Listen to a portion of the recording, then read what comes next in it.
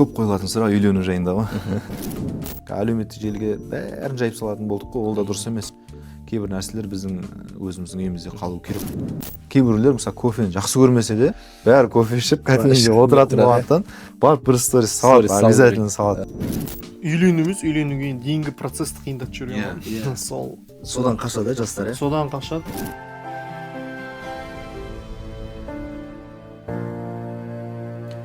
Ассалаумағалейкум ардақты ағайын, қымбатты көрермен, бұл Муфтият подкаст. Бүгін өте өзекті әрі қызықты тақырыпты қозғаймыз.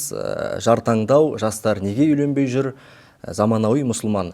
Қымбатты көрермен, бұл тақырып қоғамда жиі айтылады. Жастар неге үйленбей жүр, ажырасу неге көбейді деген сауалдарға біз дін тұрғысынан қарауға тырысамыз. Бүгін бізде қонақта Қызылорда облысының бас имамы Дастан Құрманбаев және Қазақстан мұсылмандары діни басқармасы жастар кеңесінің мүшесі, Жайдарман жобасының продюсері, танымал сценарист Рамазан Файылов.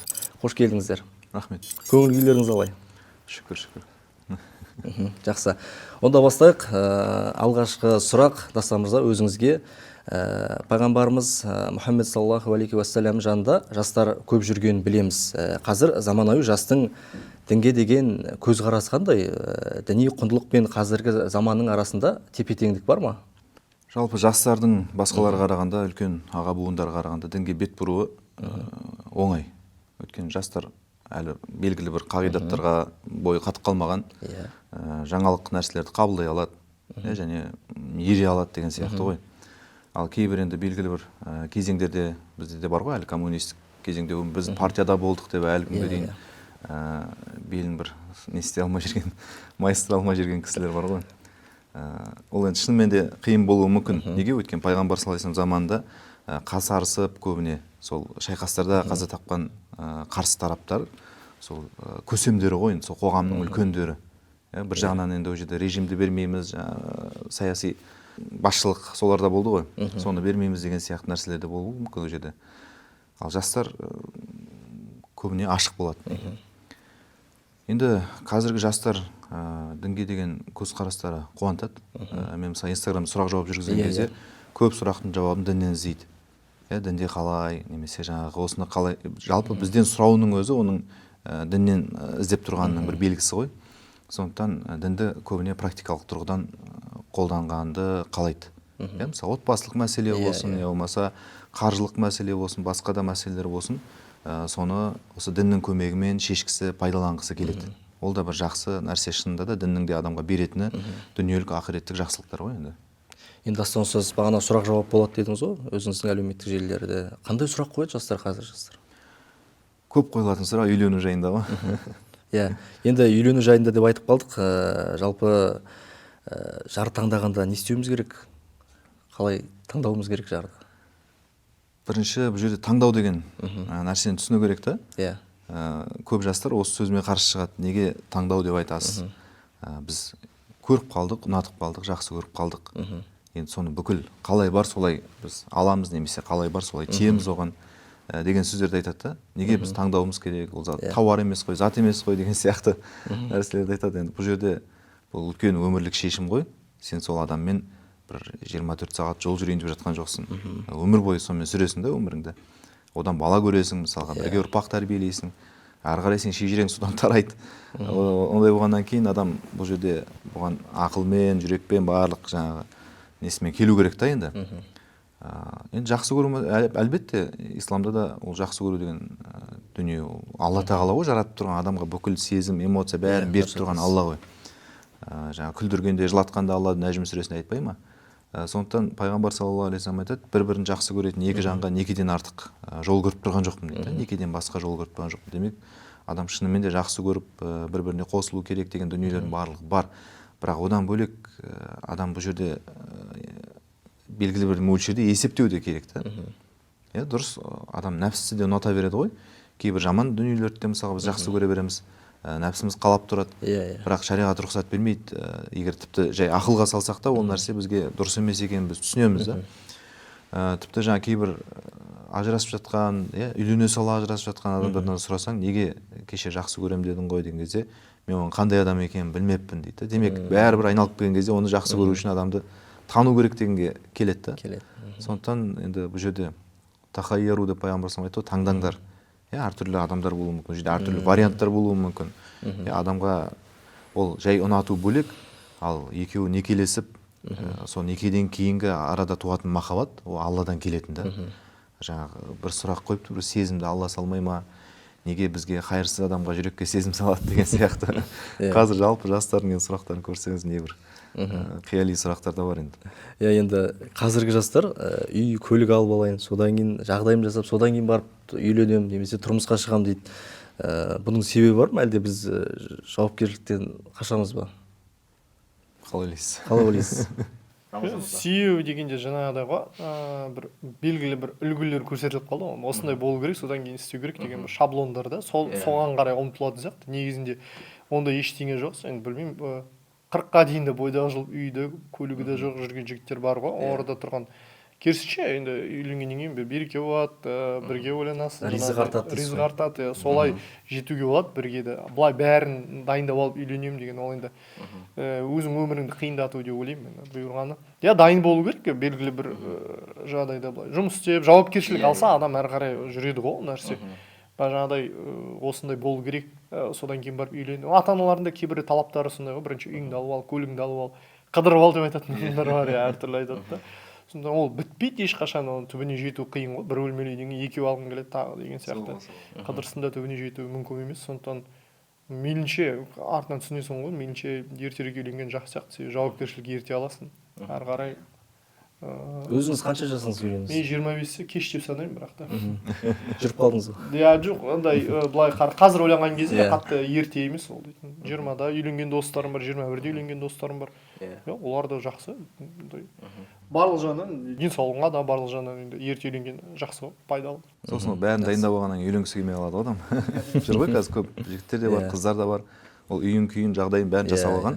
Ол жанына бөтен адам жақтырмайды ол. Өзінің жаңағы режимі бар, өзінің жақсы көретін нәрселері бар, өзінің бабын ұстап алғанда, енді ол бөтен адамды, тем более баланы ол ұнатпай, жақтырмай сондай бір нелер болады. Мінезі де сондай болып қалады. Ол сосын танысқанда да андай екен, мынандай жерге келмейді екен деген сияқты талаптар да көбейіп кетеді. Жастау кезде шамалы ақымақтау кезде, олай шыққан кезде. Жаңа айтты ғой енді пайғамбар саллаллаху алейхи вассалам жанында жастар көп жүргенде. Абдулла ибн Масғуд деген сахаба айтады. Бір күн жастар болып пайғамбардың жанында отырған кезде, ей жастар үйлеңдер деген насихат айтты дейді. Енді бұл жердегі жас деген, шабаб деген сөз имам Науави айтады, 20-дан 30-ға дейінгі аралықтағы жігіттерге айтылады дейді. Былайша айтқан кезде 30-дан аспай, енді ол жерде былай қайтыс болған жылымен несімен есептеп қарасақ ана сахабаларды бір 22-21 жас кездерінде жүргендер, соларды былайша айтқан кезде асығыңдар деп жатыр да. Үйленуге асығыңдар. Иә, жүріп қалдыңдар деген сияқты әңгімені былайша сол жігіттерге айтып жатыр. Енді заман нелер қазір әртүрлі ғой, бізде оқу бар, басқасы бар. Бұны енді жалпы кеш үйлену деген нәрсе, мен процентін несін білмеймін, статистикасын. Бірақ көп байқалуда, қоғамда өте көп байқалуда. Мүмкін оны зерттеп, не себеп болып жатыр, соны анықтау керек шығар. Жалпы ерте үйленген дұрыс. Пайғамбар саллаллаху алейхи вассалам үйленуге қатысты, мысалы жар таңдауды айттық қой, таңдаңдар деп айтқанда, ол жерде жігітке де қызға да қатысты өте көп мәселелер айтылады да. Бірақ бәрінің бір тоғысатын жері бар. Ол дін. Мысалға әйелді 4 нәрсесіне қарап алады деген хадис бар ғой, әйгілі. Біреу жаңа малына қарайды, біреу әдемілігіне қарайды, біреу тегіне. Ал сен болсаң дініне қара деп. Бұл жерден дін имандылығы, Құдайға деген сенімі, жалпы адамгершілігі, бүкіл мінез құлқы бәрі соның ішіне кіреді ғой, діннің ішіне. Өйткені дін деген не деген кезде басқа хадисте көркем мінез деп түсіндіргенде бар да риуаяттар. Ал сол сияқты қыздарға қатысты да мысалға енді оның әкесіне хитап жасайды ол жерде қаратпа сөз. Сендерге діні мен мінезі көңілдерінен шығатын біреу қыздарыңды айтырып келсе, олаған қыздарыңды беріңдер деп. Бұл жерде тағы имандылығы және адамгершілігі меңзеліп тұр да. Жақсы түсінікті. Енді ата-ана мен қоғам бұл мәселеде қандай рөл атқару керек? Рамазан мырза айтыңызшы. Енді қиындатпау ғой. Ата-ана жаңағыдай ғой, ананы істеп ал, мынаны істеп ал, әлі үлгересің, тоқтай тұр, мен әлі дайын емеспін деген дүниелермен тежеп тастайды да ары қарай. Сол жерінен қиындатпау, керісінше ертерек үйлендіруге егер келіп тұрса, сондай мүмкіндіктер болатын болса, рұқсат беру керек сияқты сол жағында қолдап баласын. Енді бағыт бағдарын беріп, айтып, бәрі де бар ғой, қанша айтқанмен практикада жаңағыдай өзінің басына өткен кезде ол тез жауапкершілік алады, тез есейеді, тез сабақтар тез шығаратын болады да. Сондықтан да керісінше тыймай мүмкіндік келіп тұрса беру керек. Кейбір семьялар бар, мысалға маған көп қыз балалар жазады. Мен оқуымды бітірдім, бәрі менде күйеуге шығуға дайынмын. Жігіттер де бар, бірақ әке-шешем ананы бітіру керек, ананы төлеу. Былайша айтқан кезде қызды жұмыс істеткізіп, соның қаражатына біраз материалдық жағдайларын жасап деген сияқты еркекке салмақ салғандай салмақ салатын ата-аналар да жоқ емес екен. Сондықтан ол қыз баласын өйтіп байламау керек. Сосын ертеңіне жүреді, 31-ге келді, 32-ге келді, 30-дан асып кетті, әлі шықпай жатыр деп мысалға да. Оны өз әр нәрсенің уақыты болады ғой өзі. Тамаққа да тәбетің келетін кез болады, одан кейін тәбетің қайтып қалады, сондай сияқты. Сосын жаңа кедергілер демекші, өткенде біреу жазыпты әлеуметтік желіде, енді үйленуге не кедергі деген сияқты бір не жасаған ойдым. Сол бір пікір жазыпты, мынау кит, мит, акула дегендерді құрту керек деп. Сол сияқты тойдың айналасында көп қой, мысалға біреулердің кеше есептетіп қарап жатыр, қыз ұзатуы, әшейін қыз ұзатуы 7,5-8 миллионға шығып тұр деп айтып жатыр да, бір қызметтегі кісілер ғой. Мен айтамын, мысалы енді соған ерем, содан кейін бұл оның класстасы бар, мысалы қыздың, бірақ қарапайым шаруа отбасынан шыққан деген сияқты, бірақ андай жағдайы жоқ, сыныптастары бар ғой, ертең пәленшең ұзатуынан кем болмасын деп ата-анасына талап қояды, олар соған жетеміз деп, мысалы бір үйде 3 адам кредит алады деген сияқты нәрселер ғой. Бұл да енді үлкен қателік болып тұр ғой қоғамда. Үйленуге дейінгі процессті қиындатып жүрген ғой. Содан қашады жастар, Содан қашады. Сосын жаңағыдай тойдың қарызы, анау мынау дейтін дүниелер жанұялық өмірде ертең проблема келеді. Ұрыс содан шығады. Сол бітпей жатыр. 4-5 жыл сен ең қызық уақытыңды соны төлеу, сол минустан шығумен айналысасың да. Сондықтан проблемалар көп. Бүгінгі қоғамда некеге тұрудан бұрын ажырасуды уайымдайтын жастар көп негізі, біле білсеңіздер. Енді отбасын сақтаудың діни бір һәм адамгершілік тетіктері қандай бір отбасын сақтап қалудың жас семьяға, жас отбасыға? Қазір енді өздеріңіз білесіздер, ажырасу жиілеп кетті. Рамазан мырза. Мен діни жауап бере алмаймын. Жоқ, енді қазір сіз өзіңіз жастардың арасында жүрсіз ғой. Жаңағыдай дүниеға жауапкершілік дейтін бар ғой, біреудің өмірі ғой. Сен бүгін үйлендің, ертең кетіп қалдың дейтін дүниелер. Сондай көзқара. Жаңағыдай бізге не ол батыстық үлгі деп айтып жатады ғой, жаңағыдай. Еркін болу керек, енді ұнамай жатсың ба кетіп қал, келмейді ол нәрсе бізге. Сондықтан да үйленердің алдында дұрыстап өлшеумен жаңа әзілдеп айтатын еді, базарға куртка алуға барған кезде қайтып бармау керексің деп шықса, одан арзан жақсы куртка табылады міндетті түрде. Сондықтан сен дұрыстап өлшеп алдың, таптың, жардың болды, бекіттің. Себебі бастапқы уақыттарда меніңше үйленгеннен кейін ажырасып кетуге мүмкін себептер өте көп туындайды. Адамдар мінездер бір-бірімен түсінісу керек, сәйкес келу керек. Сосын жаңағыдай дүниеде мысалға менің жеке басымда болды, мен 4 нәрсе қарап алыңдар дейді, мысалы діндарлық дейтін дүниені сен жас болған кезде бар ғой, оны қабылдай алмайсың да, сенде эмоция басым болады, сондықтан да эмоцияға қарай еркіндік беріп қоясың, аласың. Мен мамам жаңағыдай болды, артынан жаңағыдай эмоция басылады, сосын талаптар қойып бастайсың, мынаны істе, мынаны істе. Мама дейді, сен өзің алдың ғой сондай адамды, енді өзі сен не істеме дейді, қинама оны. Соны жай өзгеруіне сен себепкер боласың, тек қана, бірақ та талап етіп былай болу керексің мындай дейтін дүниелерге. Себебі сен өзің таңдауың жасаған дейді, өзің таңдауыңа өзің енді жауаптысың дейді. Сондай нәрсе алып эмоция басылғаннан кейін басқа адам лепить ету дейтін дүние өте қиын сияқты. Қазір жастар арасында ол дүние бар, иә? Бар міндетті түрде. Менде інілерім сұрайды ғой, сол кезде сұраймын, ертең жаңағыдай эмоция біткеннен кейінгі өмірдегі адамды қабылдауға дайынсың ба? Егер соған дайын болсаң, онда ала бер. Ол енді 3 жылда өте ма, 6 айда өте ме білмеймін ғой, қаншалықты әр адамды арқалай ғой. Сен 30 жастағы адам көзқарасымен қарап көр, сен сол адаммен 30 жасында бірге тұруға дайынсың ба? Енді әркімде әрине әртүрлі ғой жағдай. Мен жеке басымда сондай дүниелер болды. Сосын көбісі үйленетін кезде, қызға немесе жігітке қараған кезде, үйленетін адам күйеуіне болашақ немесе болашақ әйеліне деп қарамайды ғой. Жай әшейін жеңіл үстіртін, үстірт ойлайды. Ал мысалы бір жігіттер әшейін әдемі шашын тарап алып, машинасын таптазап жуып алып, көшеде қаңғып жүрсе, соны ұнатады. Мысалға да қыздар кейбір. Сосын ертең ренжиді, менің күйеуім қаңғып жүре береді, жұмыс істемейді. Ол сөйтіп көрдің ғой сондай адам екен. Сонысына қызықтың ғой сен мысалға да. Еңбек етіп, азынан кешке жұмыс істеп, 2 жерде жұмыс істеп, үйін асырап, отбасына көмектесіп, бауырларына көмектесіп жүрген мысалға қарамайсың ба ертең ол аманатты түсініп тұр ғой, ол өзінің әйелі балалары былай тұрсын, бауырларының алдында өзін мысалы жауапты сезініп жүр ғой, мысалы сондай нәрселерге қарау керек та. Бізде көбісі ниеті, мысалы қыз таппай жүрмін, жігіт таппай жүрмін деген, көбісі ниеті жүретін қыз немесе жігіт іздейді да, соған тиетін, соны алатын емес. Сол жағынан қателіктер кетеді. Сосын мынау жаңағы исламда үйлену үшін жаңағы дін деп жатырмыз, ол жерде бәрі оның тақуалығы несі ол бөлек. Бұл жердегі діни сенім ғой адамның. Ішкі. Діни сенім. Мысалы оны Хасан Басри әдемі ашып келтіреді. Қыздарыңды берсеңдер, Құдайдан қорқатын тақуа адамға беріңдер дейді да. Ертең ол оны жақсы көрмесе де оған зұлымдық қылмайды дейді. Қараңыздар, оны Құдайға деген сенім, Құдайдан қорқу, оны көп бәледен ұстайды да оны. Мысалы болуы мүмкін белгілі бір жаңағы қызығы басылды дегендей бағанағы сөйтіп жақсы көрмей қалды да. Айтайық бір кезеңсіз сезім суып қалды. Бірақ бәрібір ол оның көзіне шөп салып немесе оны ұрып соғып зұлымдықтар әртүрлі бар ғой, енді қаншама зұлымдықтар. Ондайға жоламайды да. Ол қанша екі ортада баяғы жанып тұрған сезім суыса да, ол Құдай көріп тұр, естіп тұр деген сезім бар, ол қорқады да ол. Оған бір ақысына кіруге немесе оған бір қастандық жасауға ол қорқады. Содан соң бұл жаңағы аятта да айтады ғой, некеден кейін жаңа айтып жатырмыз ғой, Алла бір сүйіспеншілік тудырады, Алла бір сезім, махаббат жаратады деп. Ол Алланың берген өзінің бір адамға қалай айтсақ табиғи жаратылыстан келетін нәрсесі да. Мысалы кейде отбасы болғаннан кейін енді ұрыс керіс болады, не бір сөздер бір-бірінің тарапына айтылады ғой. Әке шешесі, ата бабасы тегіне шейін мысалға тіл тигізіп жатады. Бірақ сол күні немесе ертесіне дым болмағандай қайтадан баяғыша өмір сүріп кете береді да. Жақын қарым-қатынаста болады. Ал енді дәл соны мысалға сен туған бауырыңмен, басқамен істей алмайсың ғой. Егер сен туған бір әке шешеден туған бауырың саған сондай сөздер айтатын болса, сен оны 10 жылға дейін көрмей кетуің мүмкін мысалға. Мүлдем өмір бойы араласпай кетуің мүмкін, жаназасына да бармай.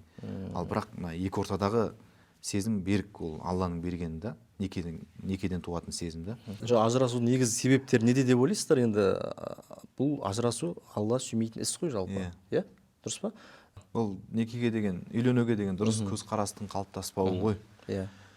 Оның үстіне қазір жастар бағана айттық қой, дін, Құдайдан қорқу деген нәрсе, жалпы некенің мақсаты не? Сен үйленген кезде одан не мақсат етесің?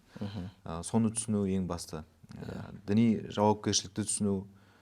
Сосын көп нәрселер бар енді ол жерде, жаңа мысалға айтайық, бір-біріне үйренісу, көбісі ажырасулардың көбісі бірінші, екінші жыл ғой енді алғашқы этапта. Ғалымдар да мысалы кітаптарда, отбасылық діни кітаптарда бұны адаптация кезеңі дейді. Тіпті отбасылық өмірге дағдыландыру деген кітаптар бар. Оның ішінде алғашқы бір жылдық қарым-қатынас қамтылады да. Осы бір жылдан өтіп кетсең деп автор жазады кіріспесінде. Онда сен ары қарай бір-біріңе үйрендің деген сөз. Үйренісу кезеңі мысалы сыртта кездесіп жүрген кезде, сыртта араласып жүрген кезде бұл жерде бірге тұрмағаннан кейін көп бір-біріне қиыншылық немесе ауыртпашылық салмайды. Сондықтан оңай. Сен класстасыңмен араласа бересің. Бірақ сен онымен бір жерге сапарға шығып, болмаса бір үйде бір күн қонып көрші. Оның кейбір қылықтары ұнамай бастайды, сен уже оны жақтырмай бастайсың, жек көріп кетуің мүмкін да. Сол сияқты енді жаңа үйленіп екеуі бір үйге кіргеннен кейін басталады ғой. Сен андай екенсің, неге өйтпейсің, неге бүйтпейсің деген нәрселерді. Бұл жерде ең бастысы ойлаймын, бір-біріне енді жақсы көріп, адал ниетпен қосылды ғой. Сол көзқараспен қарау керек та. Жауықпау керек. Кейбір кісілер бар, мысалға жастар үйленбей тұрып, мысалы жігіттер болса қызға жау, қыздар болса жігітке жау, әртүрлі әлеуметтік желіде нелер болып жатыр, пропагандалар. Біреудің басынан өткен шығар, шынымен де біреу қиын отбасыға түсіп қалған шығар. Ол шығады да, мысалы күн өткенде журналист кісі, енді әйел кісі неше түрлі посттар салып тастапты. Қыздарға қатысты жазғанда енді бақытты байдан іздеме, білімнен ізде, ол саған бүйтпейді деген сияқты өзінің тағдыры болған шығар енді басында. Бірақ неге сен әлі өмірді көрмеген, енді ғана отбасылық өмірге қадам басып жатқан адамды сен оған қарсы бір сондай бір настроймен баратындай қылып қоясың да. Сондықтан ол әлеуметтік желіге мүлдем негізі сүйенбеу керек та бұл мәселеде да. Әсіресе адамның жеке басындағы практикаға. Ол біреудің істеген қателігін екінші істейді, немесе біреудің басына келген тағдыр екіншісінде де қайталанады деген сөз емес қой. Сондықтан бір-бірімен мәміледе бұл жерде ең бастысы бағанағы адал ниетті жоғалтпау керек та. Сосын әртүрлі ақылшылар шығады, бізде көп қой, менталитет қиын. Сен үйленсең, сен отбасыңа, сенің мынау 33-ші туысқаның да араласа береді. иә сенің кейбір жеке мәселелеріңе де ақыл айта береді, сондай көп та. Кейбір жігіттер желігіп соған еріп кетеді да. Айтады ғой енді ішіп отырып айтуы мүмкін ағалары, сен бүйт, келінді құтыртпа деген сияқты ше. Сондай нәрселерге еріп кетуі мүмкін. Жалпы былайша егер бір-бірін тыңдай білсе болды ғой негізі. Не айтқысы келіп жатыр, бұны тыңдайыншы деген сияқты екеуі бір-бірін тыңдай білсе, сосын былайша жеке әңгімелесіп сырласса көп.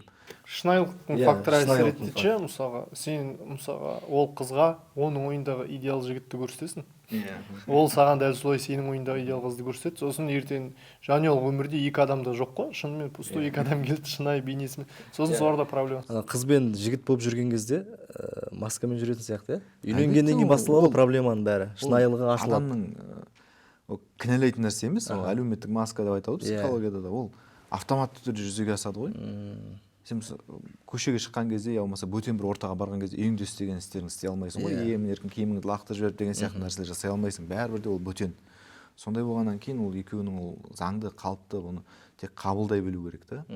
Ең басты сен қойған талаптар бастағы, мысалы оның мұсылман болуы деген сияқты, әке шешесіне қатысты қойған талаптар, екеуі бар болу деген сияқты қойған шығарсың жеке өзің. Солар бар болса болды ғой, шынымен де әке шешесі бар, шынымен де үйі бар, шынымен де жаңа мұсылман. Сен тигеннен кейін басқа бір атеист болып шығып жатса, түсінемін, басқа әңгіме. Ал кейбір мінезі басқаша шығар, енді кейбір қылықтары басқаша шығар ол енді. Сай болу бір-біріне ше, жаңағыдай дүние бір волнада дейді ғой, бұл бір толқында түсінісу мәселелері де. Ол басқаша көзқарастағы адам, сен басқаша көзқарасты адам болсаң, ортақ шешімге келген кезде ол өзің жағына қарайды, сен өзің жағынан, соларда проблема басталады ғой. Баланың тәрбиесінде де мысалы ол басқа үлгіде тәрбиелегісі келеді, сен мысалы дәстүрмен тәрбиелегің келеді де, келіспеуі мүмкін да. Сондықтан да сол нәрседе өзіңе бір келетін жан дүниесі, көзқарастар, түсініктер келетін адам болатын болса, сол дұрыс деп ойлаймын. Сосын жаңағыдай тым жеңіл қарай салмау. Ештеңе көріп жатырық қой, үйлене саламын ғой деген сияқты. Ондай емес. Жауапкершілікке оны түсіндіру, сөйлесу, әкесі болса әкесі баласымен сөйлесу, түсіну. Ол адам ғой, ең бірінші жігітті қызда ол адам ғой, адам енді кемшілік болады, қателеседі, болады сол кездердегі бір-бірін қабылдауы, бір-біріне жаңағыдай қолдау білдіруі дейтін дүниелер әрі қарай өмірде пайда береді деген ойдамын. Сосын кейбір қағидаттар бар ғой бізде, менталитетке қатысты. Соны өзгерте салатын кездер болады. Шегіне сал кейбір жерлерде. Мысалы сен алып келген келін басқа өңірден да, ол жақта ондай жоқ. Бізде осындай деп оны рамкаға сыйғызамын деп тырыспай ақ та қой. Жарайды, ол нәрсеңнен шегіне сал. Құран емес қой, аят хадис емес қой деп Абайда айтады ғой, күпір қылдың демес қой деп. Сол сияқты бізде қатық боламыз ғой, бізде осылай қалыптасқан, бізде осылай положено деп ше мысалы. Ол нәрселерді сырып қоя сал. Шынымен оныкі былай айтқанда дұрыс қой. Кейбір өңірлер бар мысалға, келінге былай сәл басқаша қарайды. Ол мысалға адамның алдында хақылары бар ғой, мұсылманның алты ақысы бар деген сияқты. Оның да адам ретінде, мұсылман ретінде өзінің хақысы бар. Сен оған қосуға немесе оған пәлен деп айтуға ешқандай жоқ, хақың жоқ та. Мысалы сондай кезде оның көп жағдайда біз құқығын шектейміз ғой. Ол келін ғой ол деген сияқты мысалға да. Сондай нәрселерді өзгертуге болады. Көп деген жалпы әсіресе урбанизация деймін, қалаға көшкеннен кейін қалалық өмірде бізде өте көп нәрселер өзгеріп кетті ғой. Мысалы туыстардың арасында қарым-қатынас несі қалай айтсақ, үлгісі өзгеріп кетті. Бұрын мысалға сен үйіне барып арнайлап шақырмасаң ренжитін болса, тойың болсын, басқа да жиының болсын. Қазір WhatsApp-тан жібере саласың. Ана жерде бар, келетін адам келетінін белгілейді. Нормально қабылдайды қазір, оған ешкім ренжімейді, маған жеке келіп айтпады деп, қарағанды тұрып, қалай барып айтасың мысалға. Сол сияқты дүниелер өзгеріп жатқан кезде, ана отбасылық кейбір нәрселер бізде қалып қойған. Оны да мысалға өзгертіп, осы заманның ыңғайына қарай келтіргенде тұрған ештеңе жоқ деп ойлаймын. Сондықтан мысалы келген келін жоқ осылай қылайық деп жатса, оның айтып тұрғаны ойлады, дұрыс болып жатса, шынымен де сөзің шын болса, оның сөз, онда алып таста сен ол нәрсені мүлдем. Мысалы сен тату-тәтті өмір сүруіңе кедергі болып тұрған қандай салт, керісінше барлық діннің де дәстүрдің де көздейтін мақсаты отбасының сақталуы, оны отбасының жақсы өмір сүруі емес па? Сонда кейбір нәрсе өзгерте сал. Ол орыстікі деп айтпамса кейбір нәрселерді. Енді қазір енді әлеуметтік желі арқылы танысып бірден үйленіп отбасылы болып жатады. Бұл дұрыс па? Қаншалық дұрыс әлеуметтік желі арқылы танысып кетеді? Қалай таныстыңыз десе? Қалай таныстыңыз өзіңіз? Мен бұрын танитын адам болды, кейіннен сөйлестік, сондай болды. Әлеуметтік желіде танысқан кездер болды ғой адамдармен былай сөйлесесің, бірақ та мен де өз көзіммен көрген кездерім болды бұрында, жаңағы ойындарда енді жүрсің ғой, қыздар бір жігітпен сөйлесіп жатыр әлеуметтік желі арқылы, сосын діни сұрақ қойып жатыр да, өзінің қолында кітап, сол кітаптан мына мәселе туралы пікіріңіз қандай дейді, анау жауап жазады, сосын жақтан жауабын оқиды да, мындай өзі білмейді енді ол сұрақтар, сондықтан да ол әлеуметтік желі әр жақта адам не істеп жатқанын білмейсің ғой, ол алдамшы дүние ғой, ол жаңағыдай неге бетпе бет сөйлесу, жүздесу, тілдесу, білу дейтін дүниелер таңдайтын кезде сол нәрсе міндетті түрде әлеуметтік желі енді ол жаңағыдай ғой, маркетинг қой, ол тек адамды көрсетіп беріп белгілейтін болды. сосын ата ананы араластырмайды ғой бізде көп жағдайда, әсіресе қыздар бұл жерде уәли деген нәрсе бар шариғатта, некенің қиылуы үшін өзі шарт, 5 шарт болатын болса, біреуі соның уәли деген қыздың қамқоршысы, әкесі болмаған жағдайда оның әкесінің оны әке болып отқан ағасы, көкесі деген сияқты ең жақын адамы ғой, ер кісі болу керек, және ол салқын қанды ойлай алатын деген сияқты. Мысалға соны кейде мысалы енді ертең қазақта енді құда жекжат болып араласу, екі жақ үлкен, ол да бір үлкен мәдениет қой. Сол кездерде қиындық тууы мүмкін, сондықтан әуелі сол кісілерді хабарға қойса деген нәрсе бар да. Бізде бәрін екеуі сыртта шешіп алады да, ал мама папа кет той жасаңдар деген кезде ғана айтады да. Тәтті шай деген дүние бар ғой бізде. Оның бәрі алдын ала енді келісіп кездесу керек қой. Мысалға екі жақ танысу керек дегендей. Мысалы хитпа дейді шариғатта, хитпа деген нәрсе бар. Ол мысалы сен бір қызды ұнаттың сыртынан, барлық хабар, информация бәрін жинадың, былай шыққан кезде сен көңіліңнен шығып тұр барлық параметрді. Енді оны көру керек қой, тірілей. Көріп, былай дауысын естіп, әңгімелесіп, жалпы қылықтарын, нелерін көруің керексің. Сен оның әкесіне барасың да, жаңағы уәлиіне. Сөйтесің, оның рұқсатын аласың. Сосын махрамы үйленуге болмайтын аға туысы ғой енді. Сондай ер кісі болды. Сондай туысының қатысуымен ол андай жерде отыруы мүмкін, мысалы. Сондай қатысуымен оны әңгімелесесің, барып кездесесің да. Соны хитпа дейді. Бұл жерде қарасаң қыздың барлық жағынан несі қорғалып тұр ғой. Ертең күні сыртта қызың кіммен жүргенін білмейсің. Ол 8 ай жүрген, ол 12 ай жүрген, 2 жыл жүрген. Бір күн қарасаң жылап отыр, не болды, жігітім тастап кетті. Ол кім екенін білмейсің. Қайдан келді, қайда кетті, мысалға да. Сондай жағдайлар болмасын деп қыз баласы алданып қала береді ғой, жаңа әдемі киінген, әдемі сөйлеген бәріне. Осы сәтте біз ата-анамызды араластыруымыз керек қой. Әлбетте, егер сондай қадамға баратындай болатын болса, әуелі айту керек, осындай деген жігіт, осындай жерден, әке-шешесі осындай, мүмкін танитын шығар, мүмкін білетін шығар әке-шешесі. Кейбір кездерде мысалы ата-анам қарсы болып жатыр дейді. Шынымен де енді ол қарсы болатындай жағдай болуы мүмкін да ол жерде. Ертең күні мысалы айтады, айттым ғой мен саған деп, мысалы сондай бір дұрыс емес отбасыда енді айтайық. Жалпы өмір салты дұрыс емес, мысалы табыс табу дұрыс емес, қылмыстық бір нәрселері бар шығар. Сондай себептермен қарсы болады ғой көбіне ата-ана. Ал егер танып, көріп, біліп, жап-жақсы, әп-әдемі әулеттен шыққан адам болатын болса, неге қарсы болады оған? Сондай нәрселер ғой. Жақсы. Енді бақытты отбасының жалпы рухани формуласы қандай деп ойлайсыздар? Бақытты отбасы болу үшін. Рамазан мырза. Нақты бүйтіп формуласын білмеймін. Жаңағыдай ғой, түптің түбі сол дінге қайтасың ғой, бәрі де бар ғой. Сол шынайылық, сол нәрселер болатын болса, негізгі мақсат не ол енді? Құдайдың разылығын табу ғой. Соған қарай егер бірге жүретін болсаң, түптің түбі бақытқа кенелетін сияқтысың. Жеке мен көзқарасымда. Қазір енді бойдақ жастарымыз өмірлік жарды қалай таңдау керек? Енді жаңағыдай талаптар ғой, сол талаптарға байланысты қарау, түсінсу, мен нақты әркімде жеке ғой, әркімдікі өзінше бөлек. Қандай адамға үйленуге, тұрмысқа шығуға керек, сол жайында айтсаңыз? Иманды, жауапкершілігі бар. Осы екі нәрсе адамда болса, сол нәрсе адамды алып шығатын сияқты, меніңше. Сосын шынайы, өтірік жаңағыдай емес. Себебі проблеманың бәрі сода басталады, суып біту дейтін дүниелерде сол да. Былай кезде күшті ол жерді, сосын ол адам екінші бейнесін, қателіктерін көрсеткісі келмейтін кез болады, бірақ екінші бейнесі болатын болса, ол адам ол кезде адамды қабылдау шамалы қиындау да. Яғни шынайы болу керек қой, шынайылығын көрсету керек қой. Бірақ ол шынайылық деген ол жаңағыдай емес, әдепсіздік емес. Қызға барың, енді сөйлескен кезде де мен осындай отырамын дейтін дүние емес. Шынайылық деген шын бейнең бар ғой, бірақ сол нәрсені көрсетіп, бірақ жаңағыдай үйде қалай жүрсің, сыртта да солай жүр дейсіз ғой. Енді соған келеді, бірақ жаңағыдай дүниелер емес. Қалай болса солай отыра салу, ол сенің шынайылық емес, ол сенің әдепсіздігің. Соны дұрыстап тәрбиелеу. Жалпы енді сен қараңшы, бала дүниеге әкелесіз, сізден мықты келесі буын өкілін дүниеге әкелу керексіз негізінде де. сондықтан да өзіңізді тәрбиелеу, жаңа өзіңізбен жұмыс жасау дейтін дүние сіз генетикалық код бересіз ғой балаға. Сондықтан да ол нәрселердің барлығы қажет. Сол сияқты мына қыз мен баламның анасы бола ма, немесе мына жігіт мен балаларым әкесі болуға лайық па, бұдан ертең балаларым қандай тәрбие алады, не бере алады, не бере алмайды дейтін өлшемдер, осы нәрсе сұрақтарды қою керек сияқты ғой үйленер алдында. Жаңа жылтыраққа қызығып қалмай, эмоцияға алданып қалмай. Дұрыс айтасыз. Әркім өзінің жағдайы болады ғой, үстіне соған қарай талаптар бұл өзгере береді да. Ең басты өзгермейді талап, ол мұсылман болу екенің басты талабы исламда. Екеуі де мұсылман болу керек. Өйткені мұсылман емес пен мұсылман арасында екеуі жүрмейді. Одан кейін де жаңа бір-біріне үйленуге болмайтын туыстық, жақындықтың болмауы, немесе сүт бауыр болмауы. Сүт бауыр деген нәрсеге көп ешкім мән бермейді.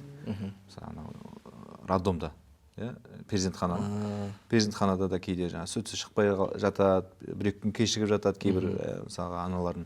Сол кезде әкеме емізе салайын. Кішкентай ауыл болуы мүмкін, кішкентай қала болуы мүмкін да, мысалы ертең күні екеуі бір-бірін тауып қосылып кетуі мүмкін.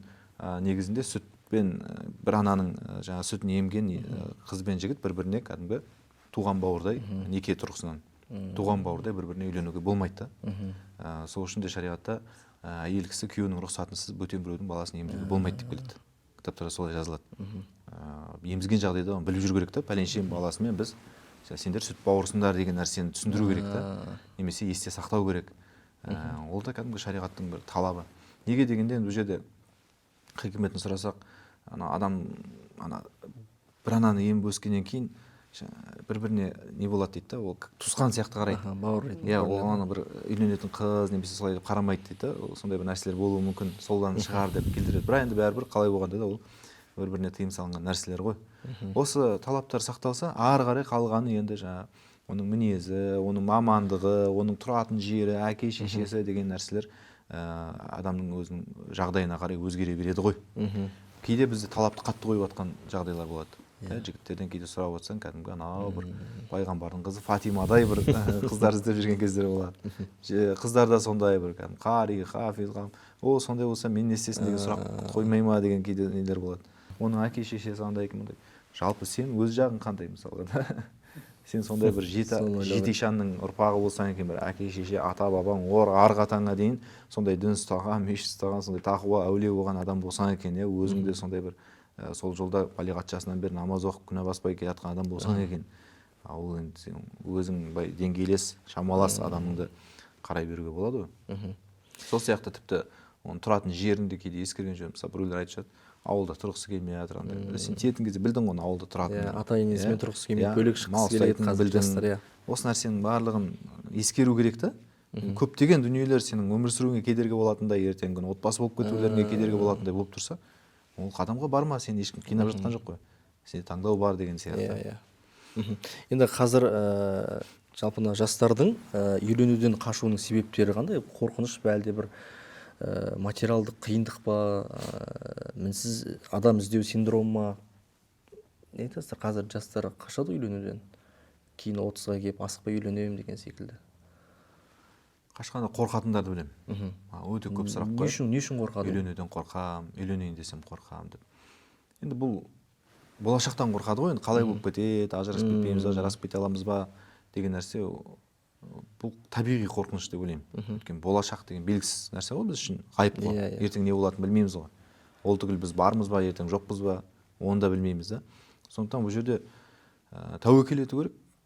Белгісіз нәрсе, мысалы қазір күнде жүріп жүрген жолыңмен көзіңді жұмып жүрсең, қорқып, әр қадам қорқып басасың да, алдынан бір нәрсе шығып қалмай ма, бірдеңеге соғып кетпейін ба деп. Сондай ғана біз бұл жерде тәуекел етеміз да. Бәрібір маңдайымызға жазылған нәрсе болады. Не болса да бұл жазылмаған дүние келмейді. Сондықтан енді үйленетін алдында әлбетте өзінің таңдауын жасайды, шешімін ақылдасатын жерінде ақылдасады, истихара намазын оқитын тұсында истихара намазын оқиды, сөйтіп барып енді бір шешімге келеді ғой. Сосын ертең күні енді кейбір нәрселер ойынан шықпай қалуы мүмкін енді. Үй алғанда да, көлік алғанда да мың рет таңдап алсаң да бір нәрселері ойынан шықпай жатады ғой. Ол енді бұйырғаны. Ол жерде енді тағдырға сілтеме жасайсың да. Ол енді бұйырғаны, ол жерде сабыр етесің, кейбір жерлерінде шешім солай болады. Одан бөлек тағы қорқынышқа ойлаймын, қазір ажырасулар неше түрлі. Зорлық, отбасылық зорлық, зомбылықтар. Соларды көреді, үйленуге көріп, содан бір қорқып қалатын шығар деп ойлаймын. Яғни жерде енді ағасы ажырасады, мына жерде жеңгесі жаңағы тәтесі қайтып келіп жатыр деген өмірде де көріп жатыр отбасылар, жаңағы ішіндегі проблемаларын көріп жатыр. Әлеуметтік желіге бәрін жайып салатын болдық қой, ол да дұрыс емес. Кейбір нәрселер біздің өзіміздің үйімізде қалу керек. Бұның барлығы қоғамдық пікір қалыптастырады. Кейбір мысалға өзінің сол мәселеде ойы, көзқарасы нақты қалыптаспаған адам соны алады да, содан өзінің көзқарасын қалыптастырады. Осындай екен, сондай екен деген сияқты мысалға. Жақсы. Енді жалпы анау осы шариғаттағы тәуекел ұғымы жастар өмірінде қандай бір қалай көрініс табу керек? Тәуекел мысалы, үйлену үшін тәуекел ету керек деген секілді. Тәуекел деген сөздің өзі, мысалы Аллаға сүйену, арқа сүйеу деген сөз ғой. Сен мысалы бізде ақидада мынадай түсінік бар.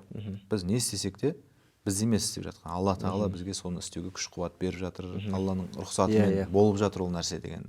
Сондықтан адам кейде дүние тапса да мен таптым деп мақтанбайды, масаттанбайды. Тағы да үлкен істерді бітірсе де мен бітірдім демейді. Алла нәсіп етті, Алланың қалауымен болды деген нәрсе ғой. Сондықтан да әлемде тіпті талдан жапырақ үзілмейді, оның қалауынсыз деген нәрселер бар ғой. Бұл жерде сен амалын жасайсың, жасау керек нәрселерін жасайсың да, сосын қалған жүкті Аллаға артасың да, өзің мойныңа емес. Тәуекел жоқ адам өте әлсіз болатыны, сондай бір қатты сынғыш болатыны содан да ол бүкіл нәрсені өзінің мойнына алып алады. Мысалға сен барлық шарасын жасадың да өткізіп қойдың, ертең енді сол іс болу керек, болмай қалады болмаса. Сен түнімен соны уайымдап шығасың, ауырып шығасың, ұйықтамайсың. Неге? Өйткені сен өзіңнің мойныңа алып алдың да оны. Сен өз тарапыңдағы нәрсені жасап болды, қалған Алланың тарапына асырып қой, болса болған, болмаса қойды. Алланың нәсіп еткенін алам, қабылдаймын ризалықпен, не шешім берсе де деп емін-еркін ұйықтап, емін-еркін жату деген мысал ғой енді.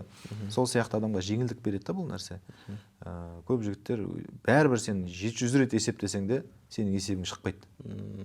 Көп нәрсе шықпайды, Алланың қалауы болады.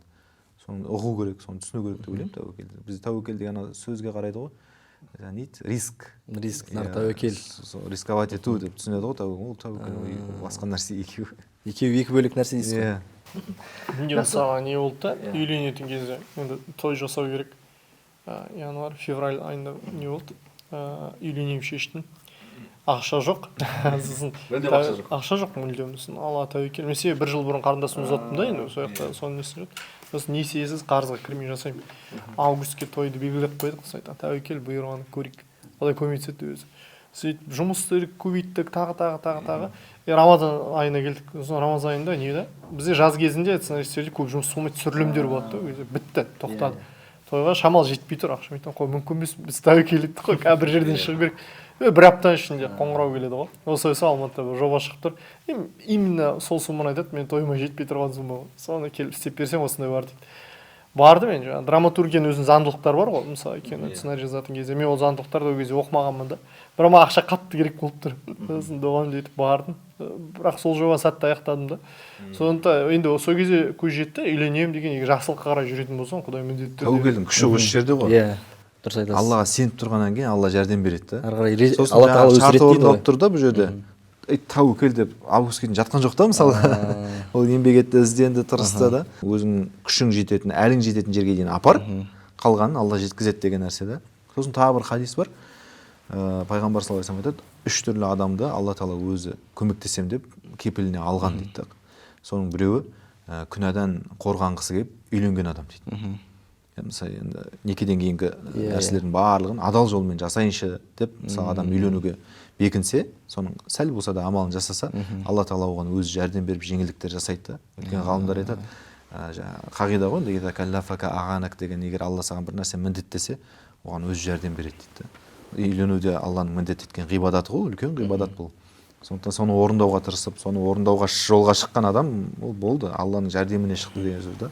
Сондықтан қорқып жүре берген адам жүре береді. Енді Рамазан мырза, сіз бір сұхбатыңызда көрдім, жалпы жастық шақта ауылда қалмай қалада тұрып көру керек екен деп. Осы жайында толығырақ айтсаңыз. Неге қалада тұрып көру керек? Ауылда қалмадыңыз ба? Енді қазір бәрі қалаға қарай ұмтылып жатыр ғой, ауыл жаман деген дүние емес орада. Сенде мүмкіндік бар кезде неге көрмеске, өзін сынап көрмеске, үлкендеу көзқарас. Енді қалада мүмкіндіктер көп қой. Қаншама адамдармен жолыға аласың, қаншама мүмкіндіктер бар, қанша істер істеп көруге болады. Ауылда, ауылдың өзі қазір бұрынғыдай ауыл емес болып бара жатыр ғой. Жаңағыдай бір не дәстүрмен салт сақталған деген дүние. Қазір мысалы ауылда да балдар, қалам балдарынан ешқандай айырмашылығы жоқ. Қазіргі ауылда көшеде бала таппайсың ғой, кішкентай бала ойнап жүрген. Барлық жер бірдей. Бірдей. Сол ойындар, сол әлеуметтік желі. Интернет барған жерде бәрі бірдей. Сондай болып жатыр. Сондықтан да неге көрмеске деген сол тақырыпта айтқан. Қалада мүмкіндік көп. Іздеуге, өзің табуға, оқуға, жаңа көзқарас, жаңа мүмкіндіктер дейсіз ғой. Сол нәрсе үшін айтылған дүние. Бір тиктокта бір жақта салып жүрген, содан тарап кетті. Жақсы, енді жалпы мынау әлеуметтік желі деп айтып жатырмыз ғой. Қазір дамыған кезеңі, осының қазір отбасыларға әсері қандай, пайдасы мен зияны қандай деп ойлайсыздар? Осы жайында айтсаңыз. Әлеуметтік желі. Енді әлеуметтік желі деген өмір, ол өтірік өмір ғой, иллюзия ғой, обман. Ол сондықтан бұл жерде көбісі соны шын деп қабылдайды да. Біреудің дүние тауып атқан, дүние алып атқаны, тағы басқа, тіпті екі адамның бір-бірімен қарым-қатынасы. Көбісі отбасылық өмірін салады, отбасылық қарым-қатынастарын салады, бірақ соны өте безупречный дейді ғой, мінсіз қылып салады да. Екеуі мүлдем ұрыспайды, сондай бір-біріне күшті, тәтті, бәрі жақсы деп сөйлейді, жаным деп айтады, жаңағыдай ғой енді. Бірақ шын өмірде басқа ғой, кейбіреулерін өзімізде танимыз, бірақ шын өмірде басқа ғой. Оларда да ыдыс-аяқ сылдырлайтын кездер болып тұрады, басқа қарым-қатынастар кейбіреулер мысалы тіптен дөрекі бір-бірімен, бірақ әлеуметтік желіде актерлықты нені ойнайды. Соған қарап енді күнде гүл береді, күнде сыйлық әкеледі, жұма гүлі деп. Соны қарап енді үйде отырған мысалы әсіресе әйел кісілер кешке дейін соның бәрін көріп тойып алады да, бастайды ғой сосын, сен неге өйтпейсің, сен неге бүйтпейсің деген нәрсе.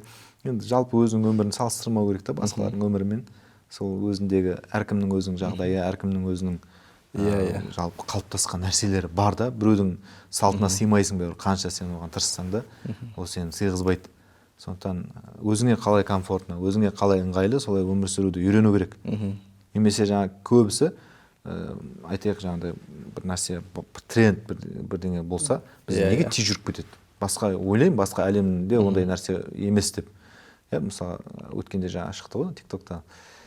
Жүзім шайын мускат. Шайын мускат, Ол баяғы заманнан бар нәрсе ғой, 400-500 теңгенің нәрсесі қалай 8000 теңгеге барғанын көрдік мысалға да. Неге оны бәрі жасап кетті? Бізде андай түсінік бар. Елден қалмау керек. Қалсаң сен бір кемшілік бар, сен бір артта қалып қоясың, болмайды. Сол сияқты әлеуметтік желідегі трендке ерем деп ақ кейбіреулер шаршады да. Ол саған қызық болмаса, жаның қаламаса, кейбіреулер мысалы кофені жақсы көрмесе де, бәрі кофе ішіп, кофеинге отыратын болғандықтан барып бір сторис салады, обязательно салады. Кеше мысалы концерттер бірдеңелер болып жатыр ғой Астанада да. Оны танымаса да, оны кішкентай кезінде де әлі күнге дейін көрмеген болса да, бәрі барып ештеңе қалмау керек. Ертең мен де бардым, сол жерде мен де болдым деген сторис салу керек. Соған бола барады мысалы. Сондай да адам өзіне не керек екенін ұмытып қалады да, сөйтіп жүріп шатасып. Сондықтан өзіңе осы жаныңа жақсы ма, жайлы ма, сонымен өмір сүре бер деген нәрсені үйрену керек та, әлеуметтік желімен есептемеу керек та. Енді қазір көп жастар уағыз насихат тыңдайды ғой, діни контент. Жалпы кімдерді тыңдаймыз, қалай сұрыптаймыз? Рамазан мырза.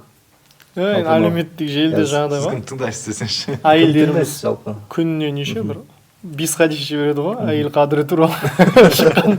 Оларға кім айтып отқан маңызды емес, не айтып отқан маңызды солай жіберіп отырады.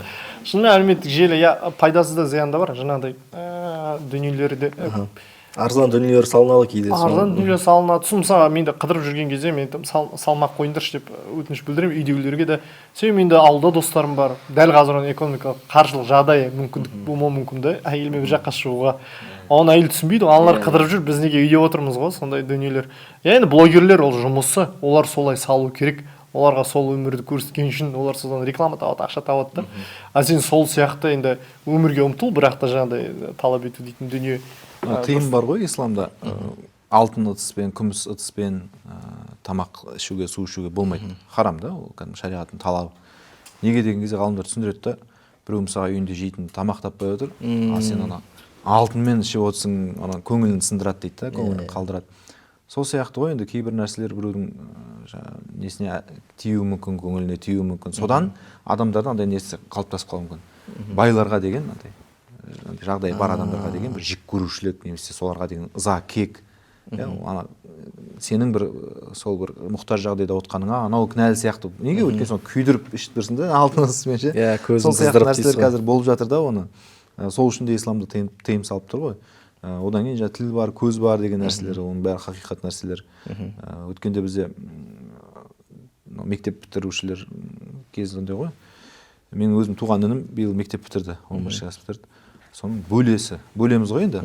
Ол да бірге қатарлас, бірге өскен ауылда. Сол да сол мектеп бітіретін уақытта неге көлік апатына ұшырап қайтыс болды жаңағы бала ше. Енді біз айтып жатырмыз, енді оның да ата-анасы бар, туысқандары бар. Жәніме айтып жатырмын, выпускнойыңды ана лентамен жырқылдатып қайта неге мүлдем салма деп жатырмыз да. Енді ана көріп қалса мысалы ана бірге өскен балалар ғой. Тіпті көңіл айтуға барған кезде баламды көргендей болдым деп құшақтап жылап жатыр да мысалға. Ол әсер етеді да, оның көңіліне тиеді. Сол сияқты мысалға әртүрлі жағдайда отқандар бар, мысалға ауырып отқандар бар, денсаулығынан үлкен баласынан айырылып отқандар бар, мысалы үлкен қазан үстінде отқандар бар. Оларға сен қайта өзің бақыттым деп көрсете берудің несі жоқ та енді, мәні жоқ. Сондықтан кейбір жерлерде шектеу керек екен, жаңағыдай жұмыс бабымен басқамен болмаса деп ойлаймын енді. Дұрыс. Енді өздеріңіз ұсынатын 3 лайфхак дін, мансап және отбасын қатар алып жүру үшін не істеуіміз керек? Ортақ сұрақ бұл. Үшеуін алып жүру үшін қандай кеңес берер едіңіз өздеріңіздің кейінгі жастарға? Не айтасыздар? Адам мақсатын білу керек. Болды. Исламда мақсат ниет қой енді. Исламда ең үлкен хадис, бүкіл кітап сонымен басталады. Тіпті кейбір ғалымдар кітап жазасың ба, мейлі қандай тақырыпта болсын, бірінші осы хадисті жаз дегенде кітабыңа. Ол барлық нәрсе ниетке байланысты деген. Адам өзінің егер мақсатын білсе, мейлі ол отбасылық өмір болсын, мейлі ол қызмет саласы болсын, басқа болсын, мақсатын білсе, ол сол жолдағы кейбір азғыруларға, искушение, роскошь дейді, сондай нәрселерге берілмейді ол. Мысалы кейбір кісілер аяқ астынан танымал болып кетеді да, білген істеп кетеді ғой мысалға да. Өйткені ол танымалдыққа мақсатты түрде жүрген жоқ та. Мен осы танымалдыққа жетіп, сол арқылы кәсібімді жүргіземін, немесе сол арқылы дін таратамын, немесе сол арқылы басқа нәрселер жасаймын деген оның мақсаты болған жоқ. Оған мақсатсыз келіп қалды да ол нәрсе. Сосын ол жаңағы неше түрлі нәрсені жасап, ақыры енді жамандыққа ұрынды дейік мысалға да. Ал егер оның мақсаты болса, сол жоспарлаған нәрсесін жүзеге асырады да. Сол сияқты отбасы болсын, басқа болсын, барлық нәрседе адам өзінің мақсатын нық білу керек. Мақсаты жоқ немесе мақсатын білмейтін адам кез келген нәрсеге еріп кетеді, кез келген жел соққан жерге ол құлап қалады. Білім, даму. Көп білім алу керек адам, заманауи жалпы да. Жаңа принциптер ғой, мақсаттар деген, сосын соған жаңағыдай ғой. Тұрып беру керек нәрсе. Ан жаққа, мын жаққа алаңдай бермей, жылтыраққа қызыға бермей, ананың сөзіне еріп кете бермей, өзінің бір құндылықтарың бар ғой, соларды сақтау. Сол жолда қазір. Сол нәрсе, біліммен сол нәрсе болатын болса, ұмтылу деп ойлаймын. Мен діннің маманы емеспін, мен жаңағыдай ғой. Сондықтан құндылықтарды жоғалтпай даму осы нәрсе. Сол нәрсе асия дейтін. Біз құндылықтарды жіберіп қойып жатырмыз да, дәстүріміз бар, орада жаңағыдай да. Құрметті спикерлер, өздеріңіздің осы бізді көріп отырған көзқарақты көрерменге жылы лебіздеріңізді, құттықтауларыңызды білдірсеңіздер. Баршаңызға ұзақ ғұмыр, деннің саулығын тілеймін, дүние мен ақыреттің жақсылығын нәсіп етсін Алла Тағала. Алға қойған арман мақсаттарыңызға жете беріңіздер. Аман сау болыңыздар. Рамазан мырза. Мақсаттарыңыз айқын болсын, жауапкершілік бастысы, тәуекелшіл болып, жақсылыққа ұмтыла берейік, тек жақсылық болсын. Құрметті Дастан ұстаз Рамазан мырза, сіздерге Алла разы болсын. Әрқашан өздеріңіздің пайымды пікірлеріңізбен орамды ойларыңызды ортаға салып жатсыздар. Өте керемет сұхбат болды деген ойдамыз. Алла Тағала мол сауаптан жазсын. Рахмет сіздерге. Алла разы болсын. Қымбатты көрермен, біздің Муфтият YouTube арнамызға тіркеліп, лүпіл басып, пікір қалдыруды ұмытпаңыздар. Келесі кездескенше аман сау болыңыздар.